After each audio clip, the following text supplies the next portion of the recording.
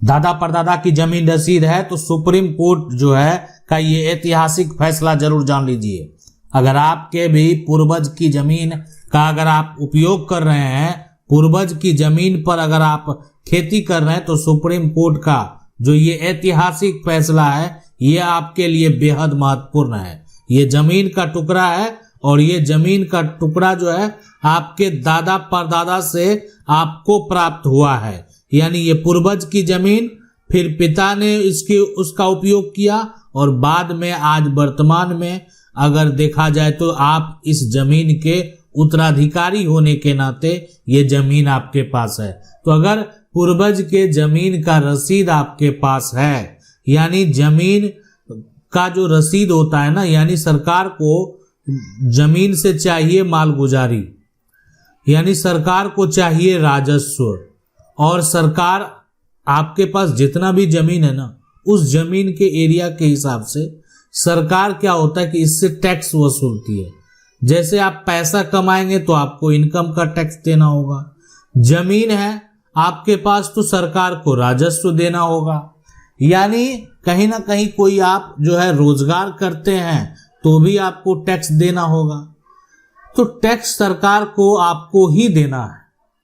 लेकिन अब यहाँ पर बात करेंगे सबसे पहले कि आखिरकार ये दादा परदादा की जमीन को लेकर सुप्रीम कोर्ट ने क्या कहा, यानी सुप्रीम कोर्ट ने क्यों इतना बड़ा फैसला दिया, पहले इसको जानेंगे। देखें, ये आपकी जमीन है, आपके पास जमीन का कागजात है, आपके पास जमीन का खतियान है, आपकी ये खतियानी जमीन है।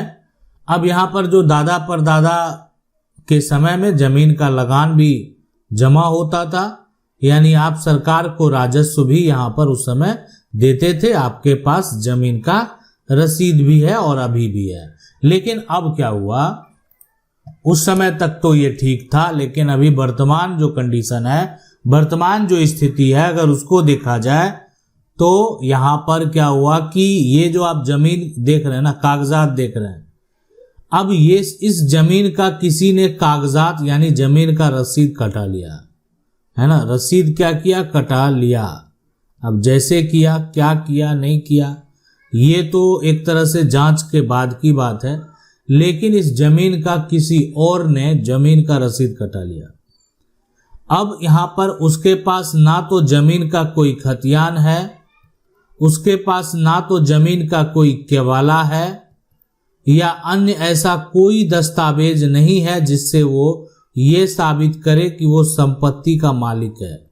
लेकिन आज वर्तमान में अगर कागजात देखा जाए तो जमीन का रसीद उसी के नाम से शो कर रहा है। अगर आप ऑनलाइन प्लेटफॉर्म पर देखेंगे तब भी उसी का नाम शो कर रहा है। ऐसे सिचुएशन में यानी जमीन जिसके नाम से ये सारा प्लेटफॉर्म पर शो कर रहा है, जमीन रसीद जो कटा लिया है, तो अब यहाँ पर देखें कि खतियान हो, जमीन का केवाला हो, ठीक है, यानी कोई भी दस्तावेज इसके पास नहीं है, तो ये व्यक्ति आखिरकार संपत्ति का मालिकाना हक कैसे साबित करेंगे।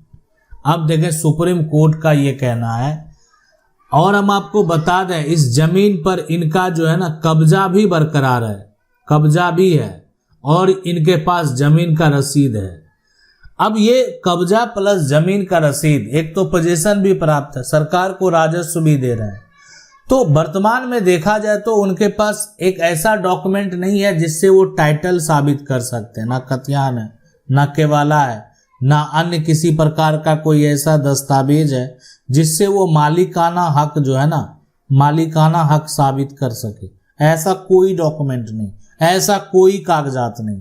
तो इसको लेकर सुप्रीम कोर्ट के द्वारा क्या कहा गया, सुप्रीम कोर्ट के द्वारा जो है एक जजमेंट में, एक फैसले में ये कहा गया कि देखें आप जमीन का रसीद तो कटा लिए, लेकिन जो है यानी कोई भी व्यक्ति जमीन का रसीद कटाकर जमीन का जो है ना रसीद जो है कटाकर, यानी कोई भी व्यक्ति अगर जमीन का रसीद जो है कटा लिया तो जमीन का रसीद कटाकर मालिक नहीं बन सकता।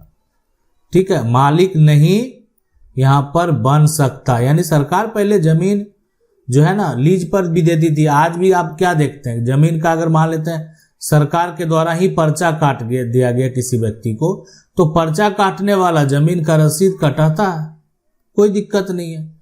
लेकिन जो जिसके नाम से पर्चा कटा है वो पर्चा जो है, यानी ऐसा नहीं है कि वो पर्चा एक शॉर्ट टर्म के लिए, मतलब जो है ना ये कह सकते हैं ना, इसमें टर्म और कंडीशन जो लगा हुआ है कि अगर वो व्यक्ति आदमी जीवित जब तक रहेगा वो पर्चा वैलिड रहेगा, मर जाएगा पर्चा का वैल्यू है वो खत्म हो जाएगा। तो जमीन का जो रसीद है पर्चा के आधार पर कटा लिया, तो इसका मतलब ये थोड़ी है कि अब वो जमीन का मालिक बन गया। यानी उसमें कंडीशन था, देखिए सरकार जमीन का उपयोग करेंगे, सरकार को टैक्स देना होगा ना। तो कंडीशन तो वही हो गया कि यहाँ पर जमीन का हम उपयोग कर रहे हैं तो सरकार को टैक्स देना है। तो जमीन का रसीद अगर कोई कटा लिया है, वैसे सिचुएशन में, वैसे कंडीशन में ऐसा नहीं है कि वो जमीन का रसीद कटाकर जमीन का मालिक बन जाएगा।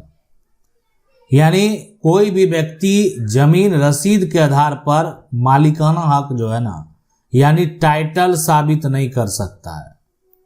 टाइटल जो है वो साबित नहीं कर सकता। आप भी आसपास देखते होंगे या है ना, ऐसा समस्या होगा कि आपकी जमीन है, आपके पास कागजात है, जमीन का रसीद कोई और कटा लिया है, जमीन कब्जा कर लिया, आप अपने पूर्वज, अपने एक तरह से पिता से या जो अपने दादा से आपको ये जानकारी प्राप्त है कि वो व्यक्ति आपकी जमीन को एक तो जबरन कब्जा कर लिया और उसके बाद रसीद कटा लिया, हम लोग कुछ नहीं कर पाए।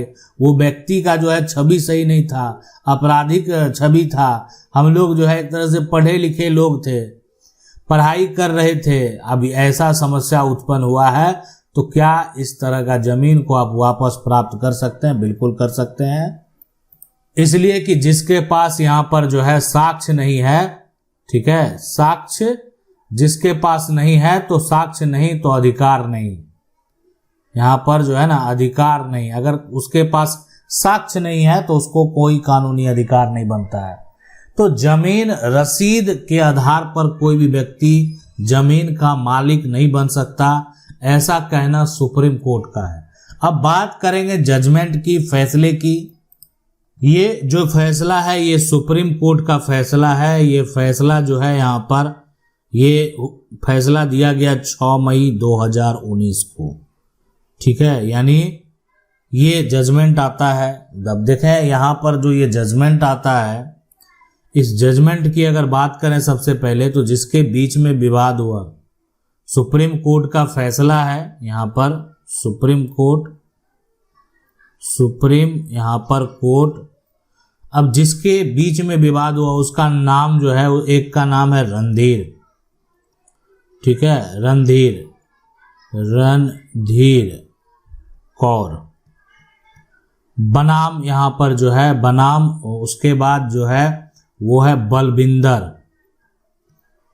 ठीक है, बलविंदर कौर।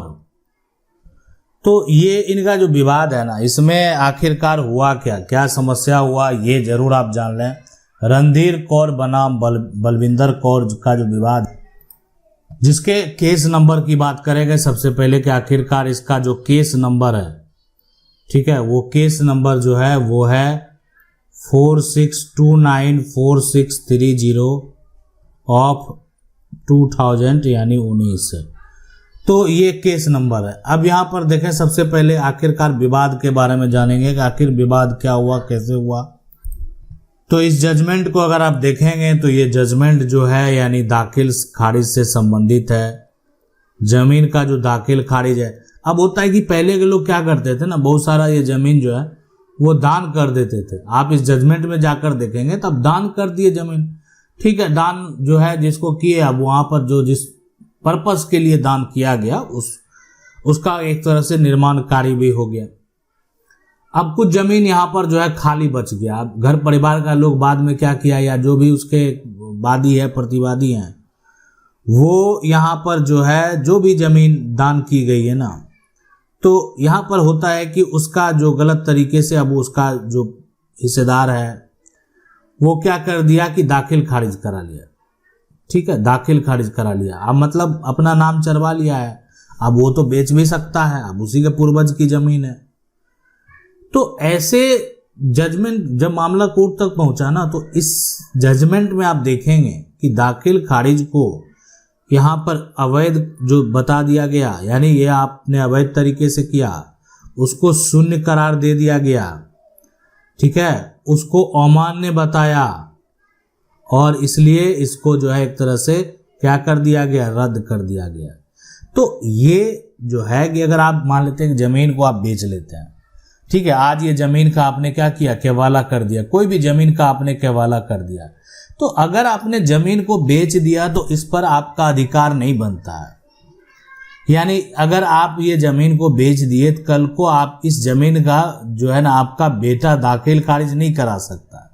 दाखिल खारिज कराने का अधिकार किसको है, जिसके पास जमीन का केवाला है। अब आपका बेटा क्या करेगा, अब ये जिस केवाला लिया वो जाकर घर में केवाला को रख दिया और आपका बेटा जो है उसी जमीन को फिर अपने नाम पर भी ट्रांसफर कर दिया, तो ये जिसका केवाला उसको कितना बड़ा समस्या उत्पन्न होगा। जबकि आपके बेटे का दाखिल खारिज अवैध, शून्य और अमान्य होगा। तो ये है सुप्रीम कोर्ट का जजमेंट। यानी अगर कोई भी गलत तरीके से दाखिल खारिज कराता है, जमीन का रसीद कटा लेता है, तो वो अमान्य होगा, अवैध होगा, शून्य होगा। आशा करते हैं वीडियो अच्छा लगा होगा। वीडियो को लाइक जरूर कर दें। चैनल को पहली बार देख रहे हैं, सब्सक्राइब करके जो बेल आइकन है उसको जरूर दबा लें। मिलते हैं अगले वीडियो में, तब तक के लिए जय हिंद।